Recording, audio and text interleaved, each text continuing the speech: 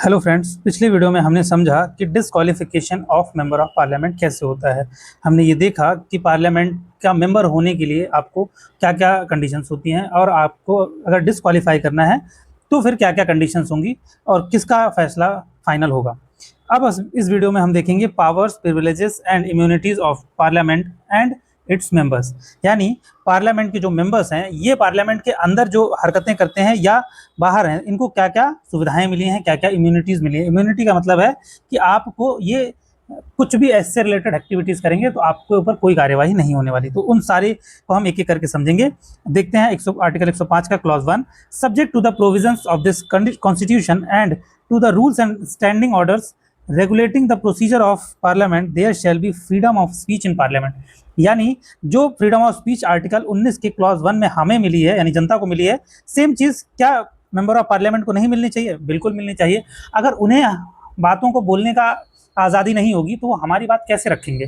देखो, अगर इन्होंने कोई बात पार्लियामेंट में रखी जिसे बोलना ही अवैध घोषित कर दिया गया या रोक लगा दी गई, तो जनता की आवाज़ जनता के सामने कैसे आएगी? नहीं आएगी ना। पार्लियामेंट में जो लोग हैं वो जनता के रिप्रेजेंटेटिव है। अगर जनता के रिप्रेजेंटेटिव ही नहीं बोल सकते तो फिर क्या मतलब रह जाएगा इस पार्लियामेंट का? इसीलिए सबसे पहला अधिकार जो इनको दिया गया वो है freedom of speech in parliament. यानी ये कुछ भी बोल सकते हैं, लिटरली कुछ भी, मतलब कुछ भी बोल सकते हैं। रमेश सिंह भदौड़िया ने क्या बोला था, आप जाके एक बार यूट्यूब पे देखना। वो कुछ भी बोल सकते हैं मेंबर ऑफ पार्लियामेंट, इन पे कोई रोक नहीं है।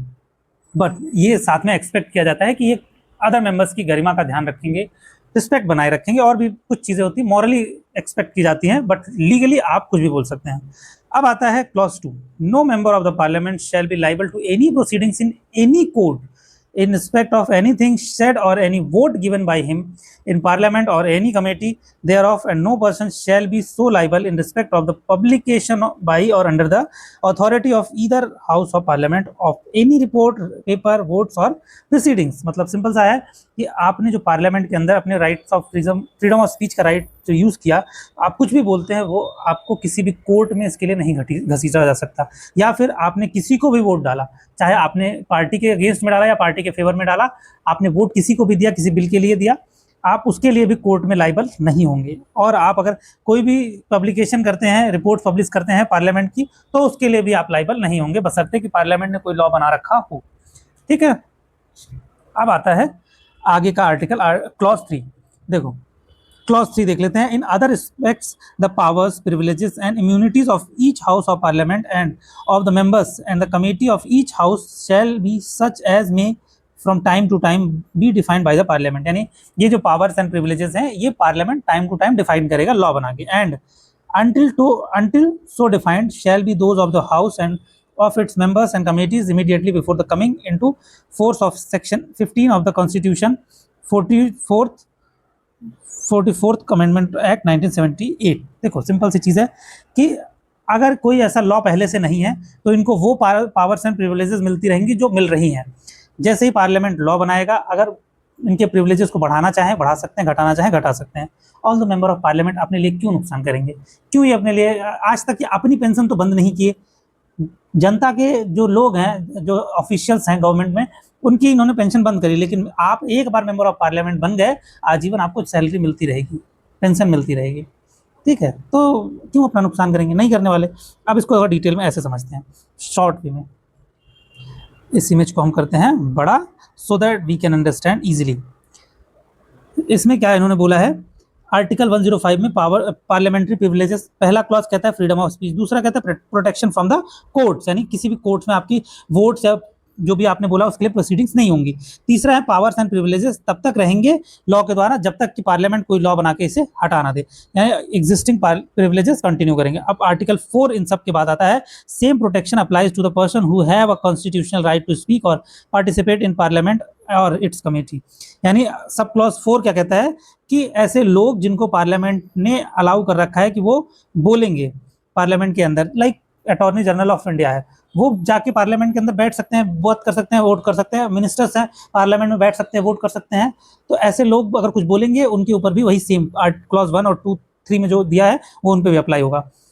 यानी ये इसी में है, provisions of clause 1, 2, 3 shall apply in relation to persons who by virtue of this constitution have the right to speak in and otherwise to take part in the proceedings of a house of parliament or any committee thereof as they apply in relation to members of the parliament।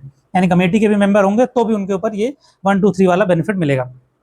अब आता है article 106 salaries and allowances of members, यानी पैसा रुपया और क्या क्या सुख सुविधाएं इनको मिलेंगी। पहली चीज, members of either house of parliament shall be entitled to receive such salaries and allowances as may from time to time by determined by parliament by law and until provisions in that respect is so made, allowances at such rates and upon such conditions as were immediately before the commencement of this constitution applicable in the case of members of the constituent assembly of the dominion of the India।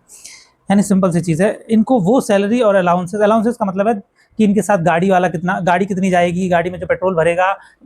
एक और interesting बात पता है, इनको 1000 रुपये mobile का recharge का मिलता है महीने का, जबकि कोई रिचार्ज ऐसा नहीं है जो 1000 रुपये का एक महीने का रिचार्ज होता हो। 300 रुपये हद 400 रुपये का रिचार्ज है, लेकिन इनको 1000 रुपये मिलते हैं। क्यों मिलते हैं भाई, पता नहीं, किसी को नहीं पूछना। गाड़ी में इनके पेट्रोल का खर्चा मिलता है, गनर का खर्चा मिलता है, इनको आने जाने का अलाउंस मिलता है। बसों में अगर आप नोटिस करोगे तो संसद सीट लिखी होती है, रेलवे में इनको टिकट बुकिंग की सीट मिलती है, फ्लाइट्स में कन्वेंशन में बहुत सारे बेनिफिट दिए जाते हैं मतलब, और सैलरी भी इनको मिलती है। जिस सीट पे बैठे हैं उसकी इनको सैलरी भी मिलती है।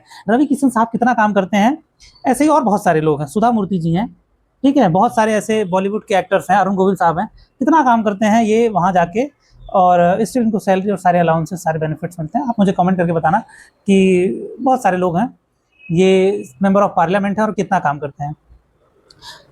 ठीक, आई होप आपको सारी चीज़ समझ में आ गई होंगी, और मिलते हैं अगली वीडियो में। अगली वीडियो में हम समझेंगे लेजिस्लेटिव प्रोसेस, यानी लेजिस्लेटिव प्रोसीजर में समझेंगे मनी बिल क्या होता है, फाइनेंस बिल वगैरह के बारे में समझेंगे, इसका प्रोसीजर क्या है, किसको मनी बिल मानेंगे, किसको मनी बिल नहीं मानेंगे। ठीक है, फिर ऐसी सारी वीडियोस को देखने के लिए आप बेयर एक्ट सीरीज़ को फॉलो कर सकते हैं और इस चैनल को सब्सक्राइब कर सकते हैं, ताकि इससे रिलेटेड वीडियोस आपको मिलती रहे। और हाँ, अगर आपको यूपीपीसीएस की फ्री में प्रिपरेशन करनी है, डेली बेसिस पे क्या पढ़ना क्या नहीं पढ़ना है ये भी देखना है, तो आप एडोमंथन for civil services Telegram channel पे जाइए, वहाँ ऑलरेडी ये चल रहा है।